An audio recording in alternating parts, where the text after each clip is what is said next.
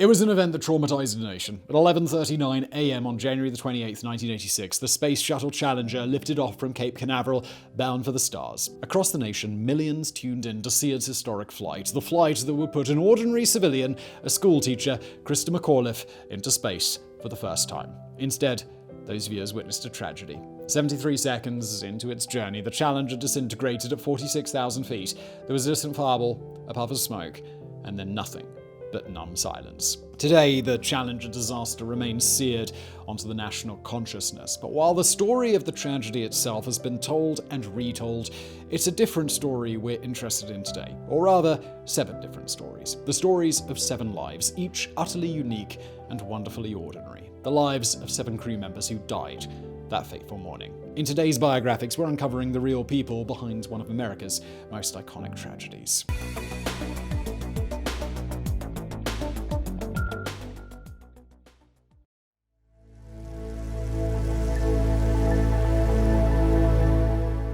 On paper, the early lives of Ellison Onizuka and Ronald McNair couldn't have looked more different. The two grew up over 5,000 miles apart. Onizuka in the rural paradise of Kealakekua, Hawaii, and McNair in the sweltering, racially segregated Lake City in South Carolina. Onizuka's parents were Japanese Americans who ran a small general store and Kyopu's coffee plantations.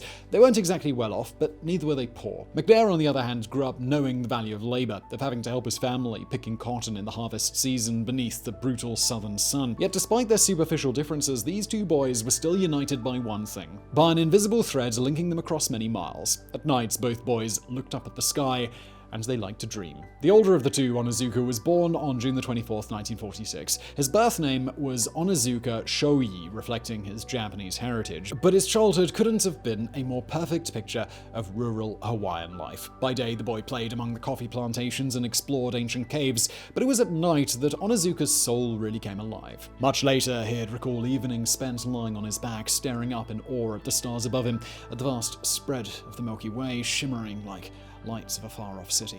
He said that he used to dream of reaching up there and grabbing hold of those stars. It may have been his only respite from a childhood that was busy as hell. Onizuka's parents knew the key to life was a good education, and they made sure the boy worked his ass off at school. Combined with his job in the family store, his basketball, and some time with the Boy Scouts, it made for a brutal schedule. But it also gave the boy drive that would one day take him closer to the stars than he could have ever dreamed. It was a feeling the distant Ron McNair might have recognized. Born on the 21st of October 1950, McNair grew up in a town stalked by the ghosts of Jim Crow. Local Klan members sometimes fired bullets into black folks' houses. Public spaces were segregated, and things like success were only supposed to be for white kids. But not even the full force of the South's racism was enough to keep Ron McNair from his dreams. In 1959, not long after Alan Shepard became the first American in space, the young boy decided to read up on the universe, to nourish his secret goal of following in Shepard's footsteps. He went down to his local library, a space that was legally desegregated, but in practice it was whites only, and got an armful of books. As he stood in line, McNair recalled hearing all those white adults whispering things like, "Who is this Negro?" When it was his turn, the librarian refused to serve him. "Get out," she told him, or she'd call the police. Rather than run, McNair hauled himself over the counter, told the woman it was his right to be there. When the police came, he argued with them too. The encounter ended with this 9-year-old boy getting his book stamped and walking out of the library, head held high. It was the first glimmer of McNair's superhuman determination. Many years later, when that determination had taken him out of the South, first to MIT and then to NASA, that library would be renamed in his honor. 7 years after his encounter with South Carolina's original Karen, McNair was at home one day watching a brand new show called Star Trek. Live long and prosper. By now, Ellison Onizuka had left Hawaii to study in Boulder, but the teenage McNair was still in school, still at home. As they watched this new show, Ron's brother remarked that the aliens were fine, but this idea that white people would one day live and work with black folks was unrealistic. Ron just kept quiet. "I looked at it as science fiction," his brother later said, because that wasn't going to happen. But Ronald saw it as science possibility.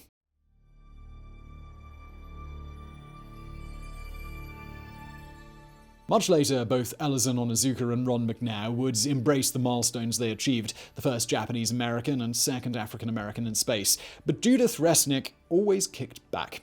Blessed with a brain the size of a planet, it annoyed her no end that the press preferred to focus on her status as the second American woman and first American Jew in orbit, especially when reporters asked her stuff like, "Do you wear makeup in space?" Cringe-inducing casual misogynists aside, everyone knew that Resnick wasn't just at NASA for her XX chromosomes. Born in Akron, Ohio on April 5, 1949, Resnick's background was solidly middle class and solidly Jewish. As a kid, she learned Hebrew, but it wouldn't be in religion that she found inspiration, but rather maths. From the earliest days, Resnick was a veritable prodigy. When it came time to sit her SAT, she scored a perfect 800 on both tests, something barely 0.25% of test takers achieve. On top of that, she trained herself up in her spare time to become a skilled classical pianist. But while Resnick's life may have looked like a series of wins, things weren't always perfect. At the age of 17, her parents' marriage ended in a messy divorce. By now, Judith had grown into a single-minded teenager with a shock of curly hair that she rolled with small orange juice cans to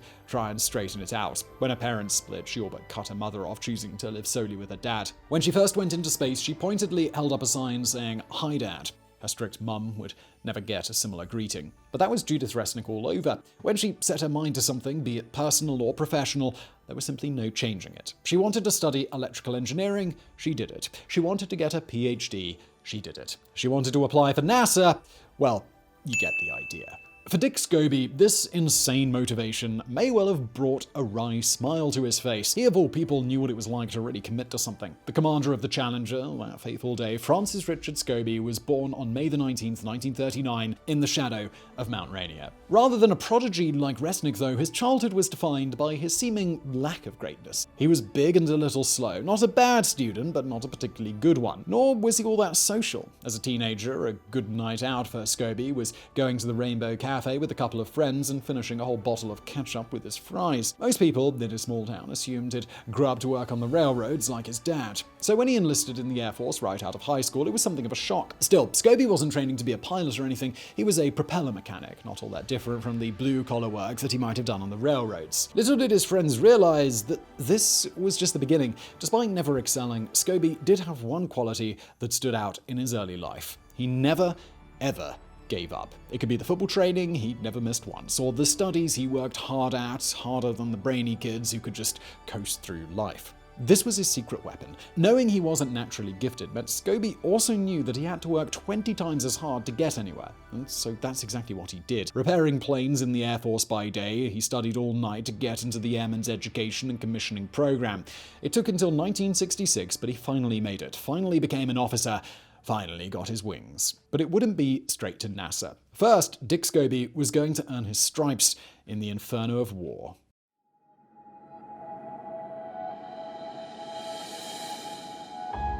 On the morning of January 16th, 1978, George Abbey sat down in his 8th floor office at the NASA Johnson Space Center to make an important call. Or rather, a series of important calls. Across the country, anxious people were waiting by their phones, desperate to know if they'd made it. If they'd be one of the 35 selected for NASA's first astronaut training program in over a decade.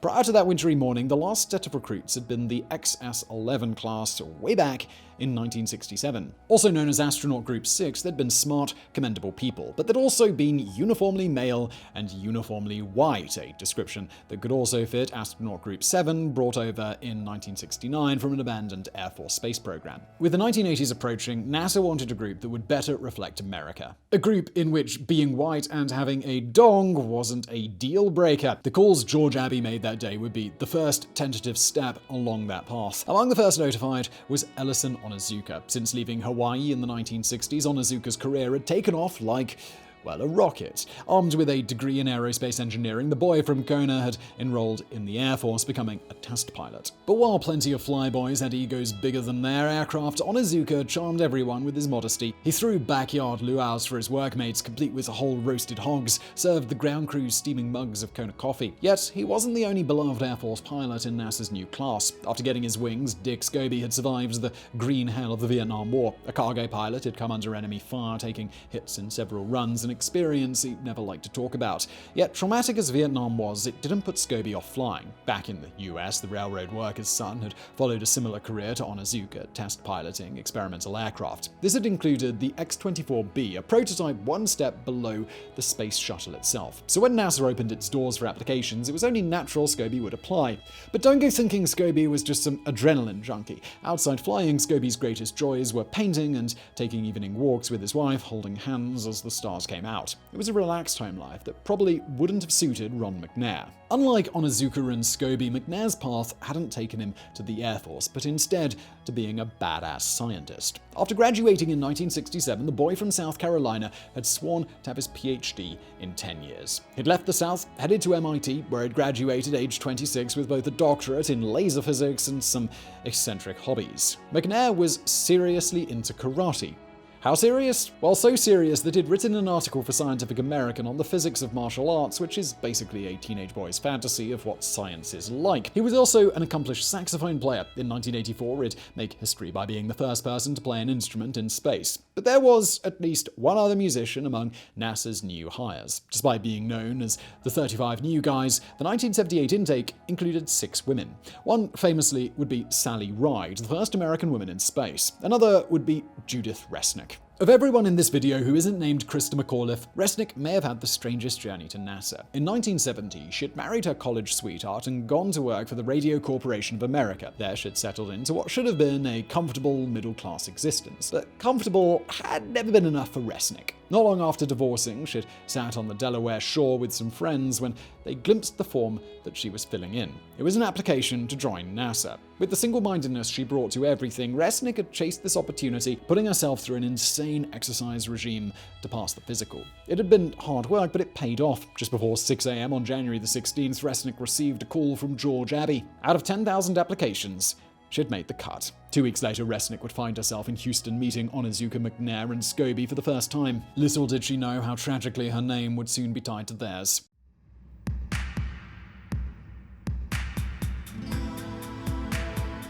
In NASA history, the 35 new guys hold a special place. Alongside Sally Ride, the class gave the world Guion Bluford, the first African-American in space, and Annalee Fisher, the first mother in orbit. But there are 3 names conspicuously absent from its alumni: Mike J. Smith, Gregory Jarvis, and Krista McAuliffe. That's because the Challenger's other crew members never applied for the astronaut program. Instead, they entered NASA's orbit in different ways, often by fluke. As we leave Judith Resnick, Ellison Onizuka, Ron McNair, and Dick Scobie to their training program, it's time we met the final Challenger 3. Of all the trio, the most obvious candidate for future astronaut was easily Mike Smith. Born on the 30th of April 1945, Smith's childhood was defined by his fascination with flying. His parents' 13-acre chicken farm was right across from Beaufort-Moorhead City Airport, and the boy grew up witnessing planes rising into the clear skies. But his connection with flight went deeper than just one airport. This part of North Carolina, near the Outer Banks, fairly drips with aviation history. It was around here that the Wright brothers made their first flight in 1903. Mike Smith dreamed of being part of that history. During a junior high football match, the airplane crazy Smith spotted a craft overhead and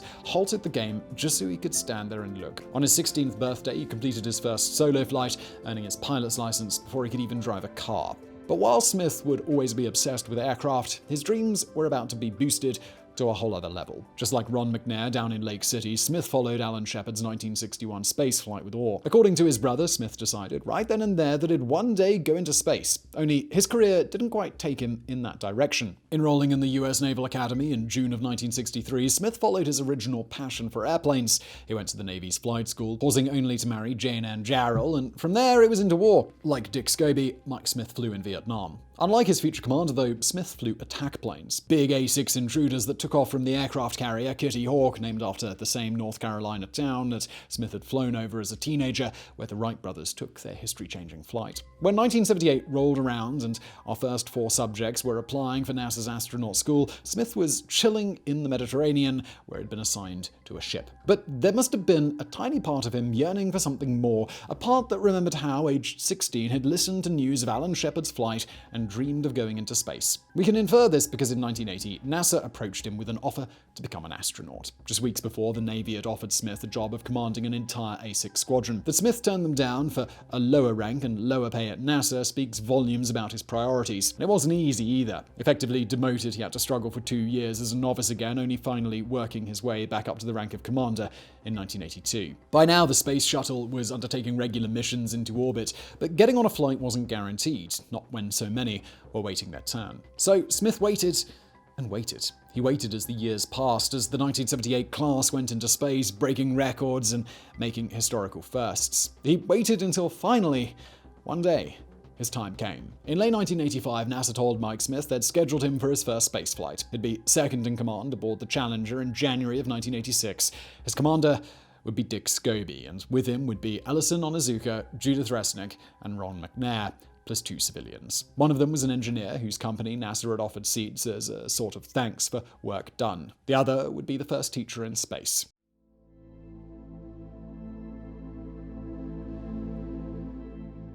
On the cold morning of January the 28th, 1986, Gregory Jarvis sat back in his shuttle seat, facing the sky. Beside him, Krista McAuliffe waited patiently, as she had for hours now. Days of multiple false starts when the flight was repeatedly aborted. The only 2 civilians on the Challenger, both had been given the title of payload specialist, effectively NASA jargon for people with no specific role. As the crew waited for the all-clear, Jarvis passed the time by telling jokes. He told people privately he mostly did it for McAuliffe's benefit, as she seemed nervous. He didn't acknowledge that the weak gags were to settle his own nerves too. Born on August 24th, 1944, Gregory Jarvis can best be described as endearingly geeky. Official NASA photos show a dorky kind of guy grinning like he'd just won the space lottery. Given his life's path, that makes a whole lot of sense. Growing up in the small town of Mohawk, New York, Jarvis's childhood was spent as far from the action as possible. But coming from a small town didn't mean having small ambitions. After his parents divorced, Jarvis left for good, marrying Marcia Jarbo and entering the Air Force Reserve Officer Training Corps. Armed with a degree in electrical engineering, Jarvis and Marcia were dispatched to LA to help build tactical communications satellites. They expected to be there a short while. Instead, they wound up living in California for 16 years. In many ways, those 16 years sound idyllic. The pair lived in a mustard-colored house a mere 7-minute walk from the ocean. Although they never had kids, they both held an almost childlike love of sports. Weekends were spent doing long runs, going whitewater rafting, surfing, or taking long biking trips. Even when Jarvis left the Air Force in the early 1970s, moving into the communications arm of Hughes Aircraft, the couple continued living in LA. But it was at Hughes that the wheels were set in motion for Jarvis's ultimate fate. As manager of a project to build NASA satellites, Jarvis quickly came to his boss's attention. So when NASA repaid the company by offering 2 of its engineers seats on the shuttle, the higher-ups decided to reward Jarvis with the adventure of a lifetime. Originally, Jarvis had meant to fly in 1985, but then 2 politicians, Senator Jake Garn and Republican Bill Nelson, had muscled in on the flights that had been scheduled for. As a result, Jarvis had been bumped to the Challenger. Still, it had given him a chance to get to know the most famous crew member of all, Krista McAuliffe. Even if you've never heard of any of the others in this video, there's a good chance you know McAuliffe. Born Sharon Krista Corrigan on September 2nd, 1948, McAuliffe had known from an early age that she wanted to be a teacher. Raised in the small town of Framingham outside Boston, she was the only girl in a family brood with 4 boys. Her parents had been so certain that she'd be male that the name Krista was a last-minute shortening of her chosen boy name, Christopher. Like her parents, McAuliffe was extremely traditional. She chose to go to a strict Catholic school, and when it came time for her to go to college, offered to go to the local, cheaper university so her parents would have more money to spend on her brothers. On campus, she avoided the social movements of the late 1960s, instead focusing on a history course and relationship with high school sweetheart Stephen McAuliffe. But like the others in this video, she harbored a secret dream. McAuliffe too remembered Alan Shepard's 1961 voyage. Like Mike Smith and Ron McNair, she dreamed of following in his footsteps. Not that this seemed even remotely possible. In the fall of 1970, McAuliffe began teaching, eventually settling in Concord, New Hampshire. Her goal was to bring her twin subjects of history and social studies alive, something she did by using diaries of female pioneers and inviting people with interesting lives to speak before the class. By the time Ronald Reagan announced the Teacher in Space program in 1984, McAuliffe was a successful teacher and mother of 2. Someone as settled into ordinary life as it's possible to be. Turns out that's exactly what NASA were looking for. The agency's brief with the Teacher in Space program was to pick someone who could represent normal Americans, the sort of dedicated public servant that Krista embodied. It doubtless helps that in her application she emphasized the positive effect of seeing another woman in space would have on the girls that she taught. She even pledged to keep her own pioneer diary recording her life on the final frontier. And so it was that Krista McAuliffe came to sit next to Gregory Jarvis on that day, now a national celebrity, smiling at his corny jokes as they waited for launch. At exactly 11:39 a.m., the engines began to roar. The rocket beneath them began to shake, an almighty rumbling that seemed to fill every fiber of their being. With a great roar, the rocket carrying the 7 Challenger astronauts took off for the stars. Sadly, none of them would reach their destination.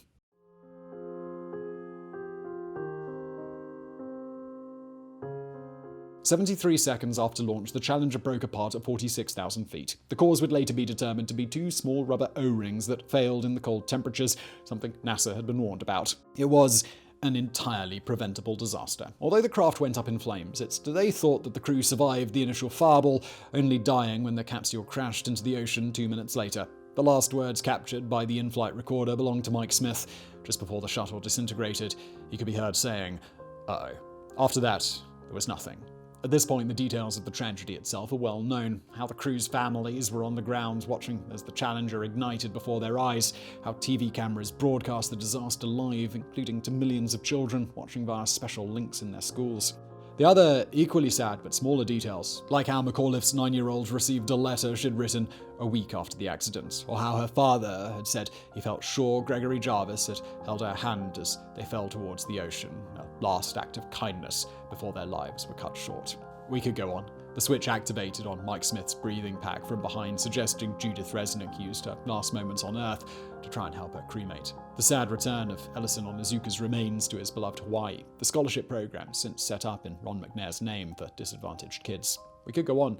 At this point, there's maybe no need. Thousands of documentaries already exist on the disaster and its aftermath. With this episode, though, we wanted to do something different, to focus on the lesser-told story, the story of the crew themselves. Although in the end, what made them famous was their deaths, all 7 astronauts on the Challenger had lived remarkable lives. Some had risen up from disadvantaged backgrounds to make something of themselves, others had followed a dream with a laser-focused ambition. Others had just been wonderfully ordinary husbands, wives, fathers, mothers who left behind a void in their families' lives. When covering tragedies like this, it's often easier to focus on the disaster itself, to put things in a political context or zero in on the shocking details. But it's worth remembering too the real lives of those involved, the people behind the names. The 7 Challenger crew members with their own stories and dreams, each so worthy of being remembered. Onizuka, McNair, Resnick, Scobie, Smith, Jarvis, McAuliffe. They may be long dead now, but their memories should not be forgotten.